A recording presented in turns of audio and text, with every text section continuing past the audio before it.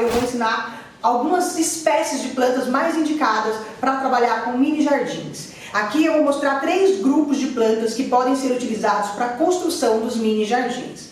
No primeiro, aqui na minha frente eu tenho o grupo das suculentas de meia sombra. São plantas que não são tão exigentes com relação à rega, que é muito importante na construção de um mini jardim, porque a gente não quer ter o trabalho de ficar monitorando a água, a necessidade de água dessas plantas diariamente. E também são plantas que não são exigentes com relação à iluminação solar direta. Ou seja, toda planta precisa de luz natural, sim. Toda suculenta gosta de muita luz, sim. Só que essas são plantas que não exigem a luz, a exposição ao sol diretamente. Elas são plantas consideradas de meia sombra. Então, elas ficam em um ambiente onde o sol é indireto, porém a oferta de luz é abundante. Sem luz abundante, não há condição de um desenvolvimento pleno das plantas suculentas, ok? Mas essas não exigem o sol na epiderme direto.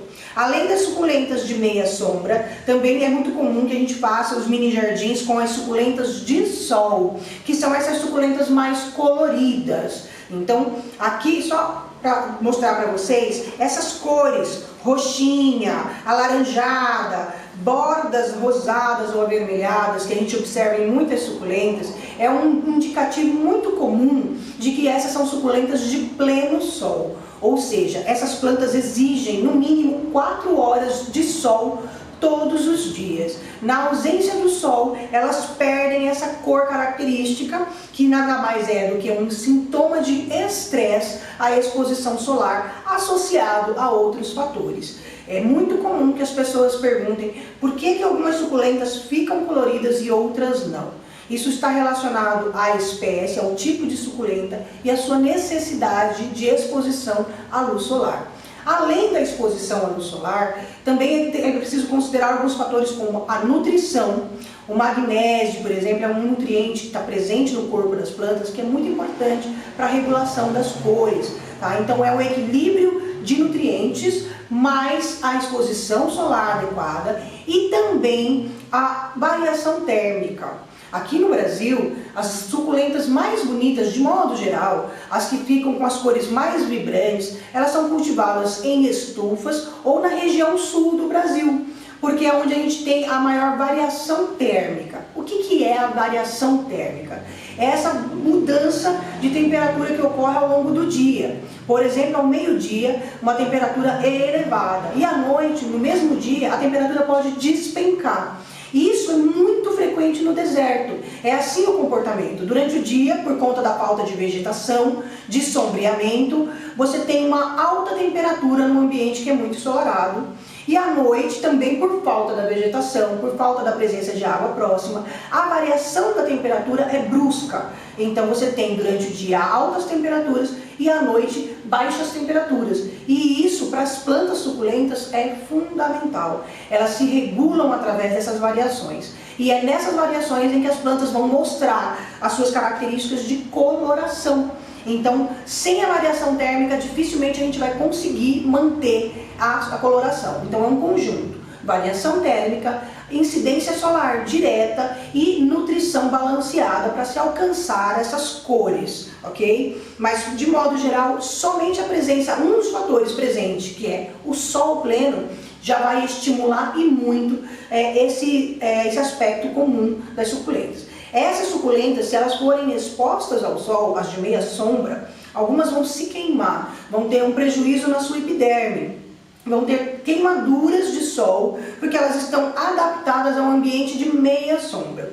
Essa suculenta aqui, caracteristicamente, e essa aqui também, quando expostas ao sol pleno, quando a gente fala em sol pleno, a gente está falando daquele sol do meio-dia, aquele horário mais quente do dia. Se a sua suculenta está exposta ao sol naquele horário mais quente e ela já está adaptada ali, dificilmente ela vai sofrer uma queimadura. Mas se você tira uma suculenta que está no ambiente interno e joga ela rapidamente para um ambiente de sol pleno, ela não tem ainda, ela não fez a adaptação, a acomodação da epiderme e ela sofre queimaduras, podendo ficar amarronzada ou arroxeada. Então nem sempre esse sintoma de amarronzamento ou arroxeamento é positivo. Ela está te dizendo que ali tem luz demais e isso está degradando algumas células da epiderme das plantas. Então é importante estar atento. Uma dica que é muito útil, que não é uma regra, mas é uma boa dica para você identificar quais são as plantas de meia sombra, é observar as cores delas. Quanto mais verde escura é uma suculenta, mais de meia sombra é a possibilidade de que ela seja. Porque as plantas verdes escuras, isso acontece pelo pigmento clorofila. A clorofila B está presente na célula dessas plantas e a clorofila ela é verde e é ela quem faz a fotossíntese das plantas. Quando você tem uma planta que ela é muito verde escura, isso significa que ela tem muita clorofila, ou seja, uma alta capacidade de fazer fotossíntese num ambiente com baixa iluminação ou com luz indireta. Já as suculentas clarinhas ou as suculentas coloridas, elas têm uma baixa presença de clorofila na sua epiderme. E isso significa que ela muda mais facilmente de cor. Então, se a gente tirar uma suculenta como essa do ambiente de luz plena, de sol pleno, e levar para dentro de casa, a gente está dificultando e muito a vida dessa suculenta. A gente está tornando a vida dela mais difícil, porque ela está preparada em sua epiderme para aproveitar muita luz. E aí quando não tem essa luz, ela sente uma deficiência e aí ela começa a esmaecer em suas cores. Elas começam a perder aquela cor brilhante, aquela cor viva, colorida, e começam a voltar para o tom esverdeado e até mesmo acinzentado, que é muito comum entre as pessoas que compram as plantas na estufa, que vem estufada, colorida, e levam para dentro de casa e observam essa mudança de comportamento. Isso é a ausência ou insuficiência de luz solar direta, ok? Então, é importante você saber aonde você vai colocar o seu arranjo, o seu mini jardim, para você escolher qual é a espécie mais adequada para o seu mini jardim. Além das suculentas de meia sombra e de pleno sol, existe a terceira opção de mini jardim, que pode ser feito com as folhagens de meia sombra. Tá? As folhagens de meia sombra são muito exigentes em água. Eu já falei nas aulas anteriores para vocês. Essas plantas elas precisam de um substrato sempre úmido. E por isso mesmo é mais difícil fazer os mini jardins com elas. Na verdade é fácil de fazer, mas é um pouco mais difícil de manter o mini jardim. Ele é mais exigente em água e aí a gente tem que estar monitorando para não deixar o substrato secar completamente.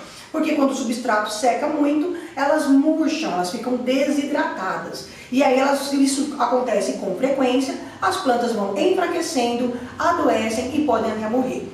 Então é possível fazer sim mini jardim com plantas folhosas, mas o importante é que você escolha, se você optou por um mini jardim de plantas folhosas, que você escolha então todas as plantas devem ter essa mesma necessidade, serem de meia sombra, o que é ótimo para o ambiente interno, e gostarem de umidade, porque se você combinar, por exemplo, uma suculenta de meia sombra com uma fitônia, que também é de meia sombra, a parte da luminosidade para ambas está ok. Só que lá no substrato a gente vai ter uma briga, porque essa precisa de muita água, enquanto essa não gosta de solo encharcado. Enquanto você está dando água para essa pode sofrer um apodrecimento. Ou se você não quiser apodrecer essa, você priva essa de água e ela morre de sede. Então é por isso que é tão importante que você tenha uma seleção de espécies criteriosa, que você entenda qual é a necessidade de luz, de nutrientes e de iluminação.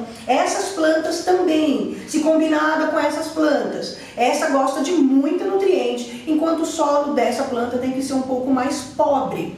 Essa aqui é muito exigente, enquanto essa é pouco. Então, se você colocar o substrato que nós preparamos na aula anterior para essa plantinha, ela vai sentir uma necessidade nutricional, porque não tem tudo que ela precisa. Já se você usar o substrato dessa planta nessa planta, você está desperdiçando o nutriente, porque ela não vai aproveitar, e ainda está favorecendo a proliferação de doenças, porque você tem nutrientes livres, não sendo utilizados pelas plantas. Espero que vocês tenham compreendido o que eu quis passar com relação às diferenças das plantas. Então, só para repassar, o que é importante? Observar a necessidade de luz, água e nutrientes na hora de escolher as suas plantas. E sempre, em cada mini jardim, respeitar essa necessidade e característica de cada espécie. Se você tiver escolhido as plantas que tenham necessidades parecidas, você vai ter sucesso no seu mini jardim.